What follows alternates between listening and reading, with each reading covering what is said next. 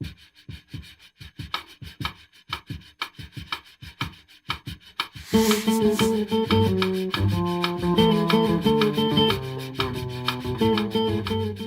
uso da noção de educação integral e a defesa de um processo de escolarização que proporcionasse um desenvolvimento integral do indivíduo, vai encontrar em diferentes configurações na história da nossa educação. A gente lembra muito do Anísio Teixeira, mas a gente tem outros movimentos de educação com métodos inovadores.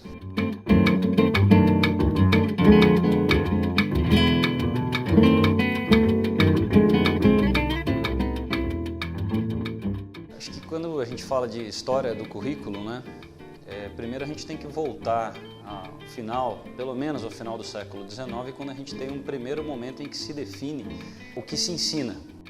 Então a ideia da escola como um lugar onde você tem um saber escriturarizado, codificado, que é ensinado de forma seriada, e de maneira simultânea.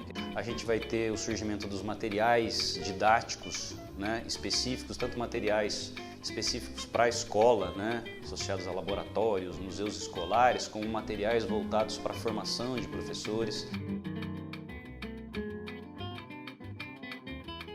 A partir dos anos 20 e 30, nós vamos ter a emergência de um movimento chamado Movimento Escola Novista, que passa a problematizar não só o que deveria ser ensinado e de que maneira, mas também o papel social da escola, o lugar social da escola, e eles vão defender o papel moralizador da escola. Então, mais do que alfabetizar, a escola deveria formar civicamente esses indivíduos.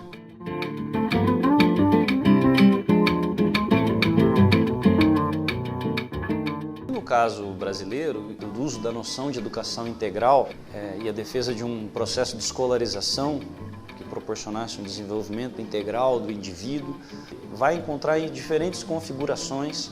Então, os anarquistas vão utilizar essa noção de educação integral para a formação integral do indivíduo. Os católicos, por sua vez, da mesma forma, quer dizer, o próprio Alceu Amoroso Lima, que foi um dos maiores educadores católicos desse século, foi um sujeito que pensou uma educação também dentro dessa ideia de configurações da educação integral. No entanto, no âmbito da política educacional propriamente dita, ela vai ganhar um peso maior com o Anísio Teixeira, que vai criar uma escola de educação integral lá na Bahia, o Centro Educacional Carneiro Ribeiro.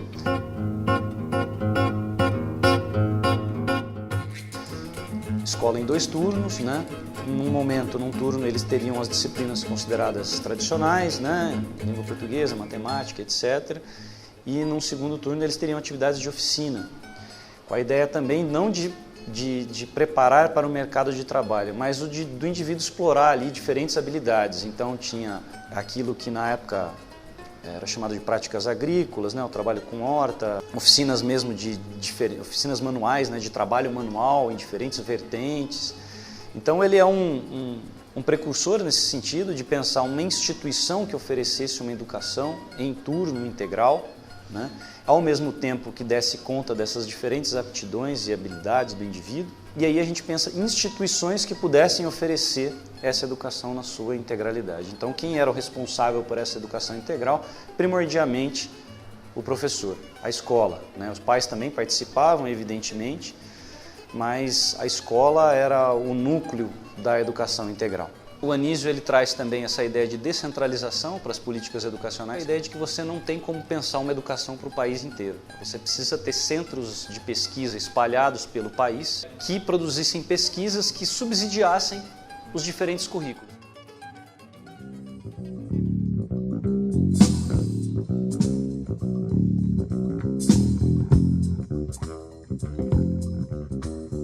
Em 1942, a gente vai ter um refluxo com a Reforma Capanema, É um conjunto de leis e decretos que reformulam a educação nacional e que resgatam as chamadas humanidades clássicas.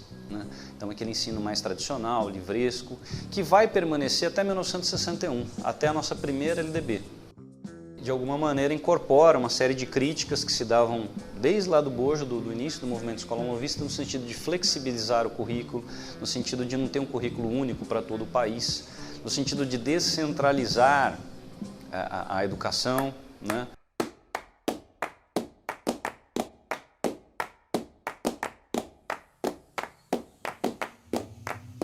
paralelamente, a gente vai ter os movimentos sociais se debruçando sobre essa questão também, diretamente na própria obra do Paulo Freire, né? Dentro dessa perspectiva de que ensinar a ler não é só ensinar a ler no sentido estrito, mas ensinar a ler o mundo, você tem também a ideia de formação do indivíduo consciente.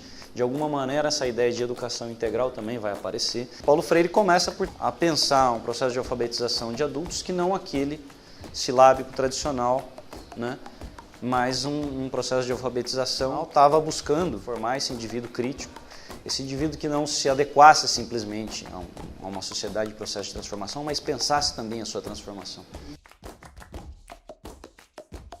Isso vai ter uma configuração, vai também estar presente nos ginásios vocacionais do Estado de São Paulo, que também pensavam formar esse indivíduo crítico. A ideia era oferecer elementos para que o indivíduo pensasse o seu percurso escolar posterior em função desses elementos dessa etapa do ginasial, que seria uma etapa exploratória. E aí também, disciplinas teóricas e disciplinas chamadas de práticas. Entre as práticas entrava a economia doméstica, práticas comerciais, práticas agrícolas, educação física, educação artística, enfim, você tinha um leque de disciplinas práticas com essa ideia também de formar, de formar o indivíduo nas suas diferentes aptidões e inclusive de apontar para o indivíduo aquilo que ele poderia ter mais tendência, né?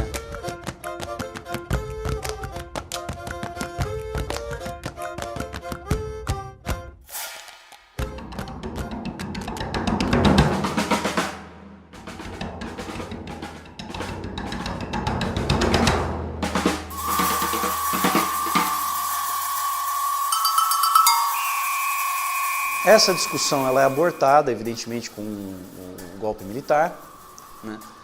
E aí a gente tem um processo de repressão e tudo isso passa a ser colocado num grande balaio de subversivo, de ascensão do comunismo. E depois que essa linha dura vai chegando ao poder, em 68 nós temos o AI-5. E aí nós vamos ter exatamente nesse momento a política educacional, uma nova política educacional para o país, quer dizer, a reforma universitária, com a criação das disciplinas, a USPB, Educação Moral e Cívica, e um enfraquecimento das humanidades nesse contexto também. Então, História e Geografia vão dar lugar aos estudos sociais.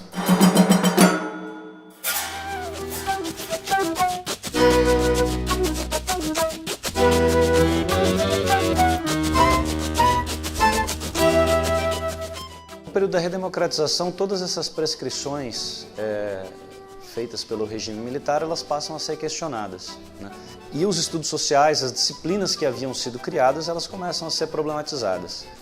A questão dos movimentos sociais, das ONGs, elas ganham uma relevância no campo da educação e começam a pensar também a educação. Surgem aí esses conceitos de educação não formal, educação informal e educação formal. E, consequentemente, a educação integral passa a ser repensada também.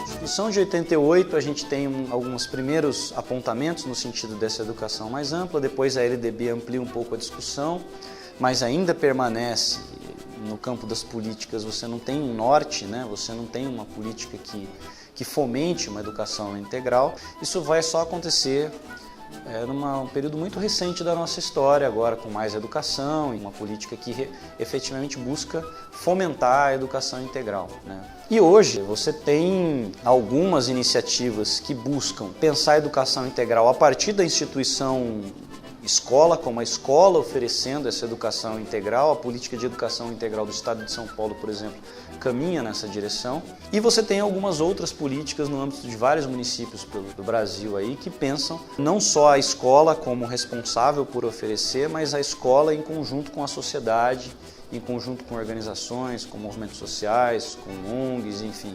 O que eu acho fundamental, Embora a gente possa reconhecer que a escola não é o único responsável institucional pelo oferecimento da educação integral, você pode sim pensar outros espaços, que não só o espaço da escola, você pode pensar sim articulação com o movimento social, com o ONG, mas é fundamental que isso se dê em prol da escola, né? Fortalecendo a escola como instituição, fortalecendo o professor, a carreira do professor, o professor como profissional da educação.